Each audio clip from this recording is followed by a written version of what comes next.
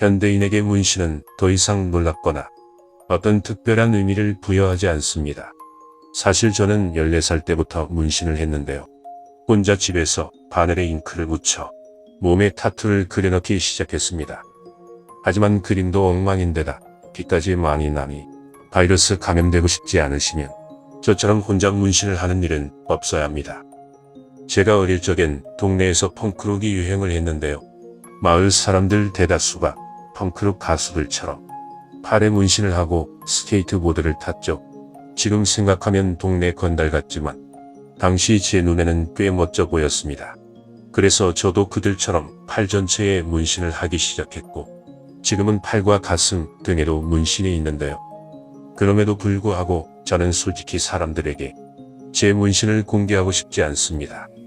제가 강연을 하든 인터뷰를 하든 뭘 하든 간에 사람들이 제게 문신이 있는지 몰랐으면 한다는 거죠. 물론 문신은 제게 일종의 주문 같은 거라 제 마음을 다스리는 데 큰 도움이 되지만 학생들을 비롯해 많은 사람들의 안 좋은 인식 때문에 보여주기 싫다는 거예요. 어떻게 보면 제 자신보다는 이들의 정신을 위해 문신을 감추는 거죠. 즉 제가 말을 할 때 제 모습에 집중을 하면 안 된다는 겁니다. 제 목소리에 초점을 맞추고 전달되는 정보를 자신의 것으로 만드는 게 가장 중요하다는 거예요. 그래서 제가 문신을 어디에 어떻게 하든 겉모습은 솔직히 문제될 게 전혀 없습니다.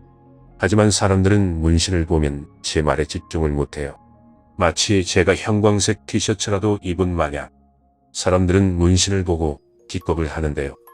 그렇기 때문에 이를 방지하는 차원에서 사람들의 집중력 향상을 위해 제 모습을 최대한 감추려 노력하는 겁니다.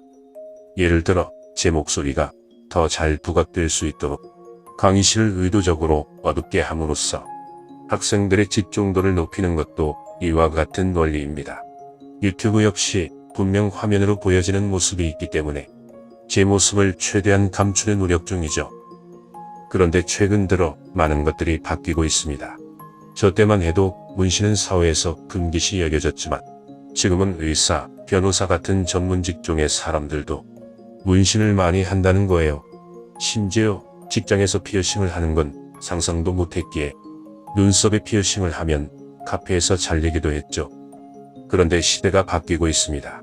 제가 지금 46살이니까 나이를 상당히 먹긴 먹었네요. 물론 저도 꼰대가 된 건지 잘 모르겠지만 그래도 최소한의 예의는 있다고 생각합니다.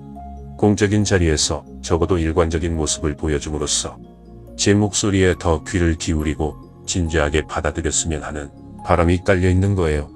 이게 바로 제가 문신을 가리는 이유입니다. 제 자신이 아니라 여러분의 집중력을 위해서죠. 그리고 제 문신이 다 특별한 의미가 있는 건 아니에요. 그냥 제가 좋아하는 맹금류나 애완견을 그려놓은 것뿐인데도 무슨 특별한 의미나 동기가 있는 것처럼 사람들은 호들갑을 떠는 게 문제죠. 그래서 이러한 인식 때문에 문신을 하더라도 최대한 자제했으면 하는 바람이 솔직히 있습니다.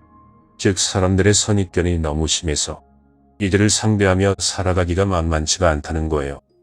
이를 회피하려 제 문신은 손가락이나 얼굴 등 노출이 잘 되는 곳에는 전혀 없습니다.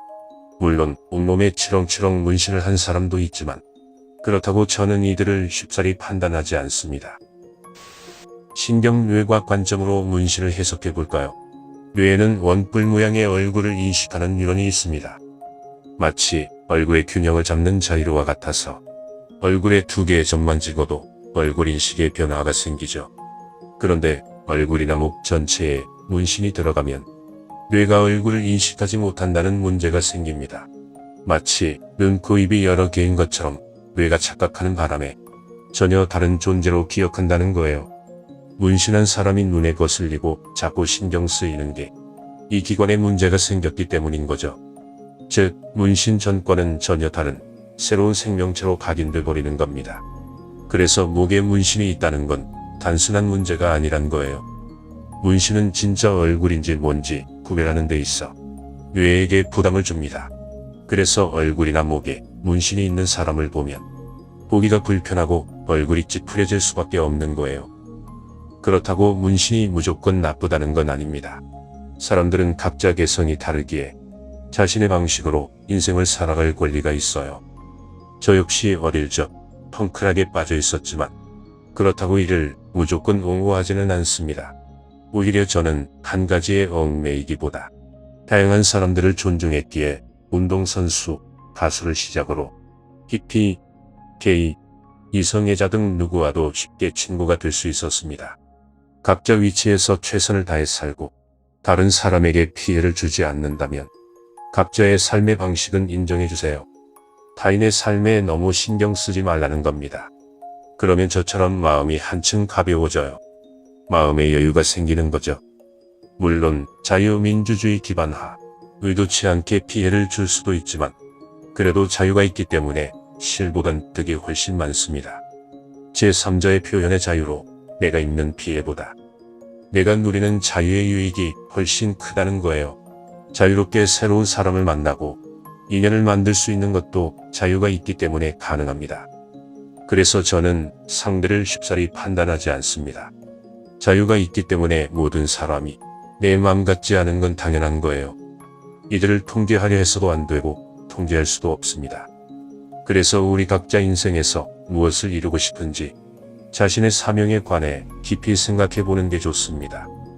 여기서 비롯된 가치관이 다른 사람에게 어떤 영향을 미칠지 스스로 묻고 답해보라는 거죠. 내 자유가 사람들에게 불편함을 일으키는지 아니면 사람들과 잘 화합되는지 곰곰이 생각해 보세요. 제 인생의 사명은 아주 간단합니다. 사람들에게 생물학의 신비로움과 중요성을 알리는 건데요. 그래서 지금 이 순간 이렇게 말을 하는 자체가 제게는 엄청난 큰 행복입니다. 도파민이 강력하게 분출되는 것과 같습니다. 그렇기 때문에 저는 평생 죽을 때까지 이 일에 전념할 수 있습니다. 여러분은 무엇을 어떻게 하시겠습니까?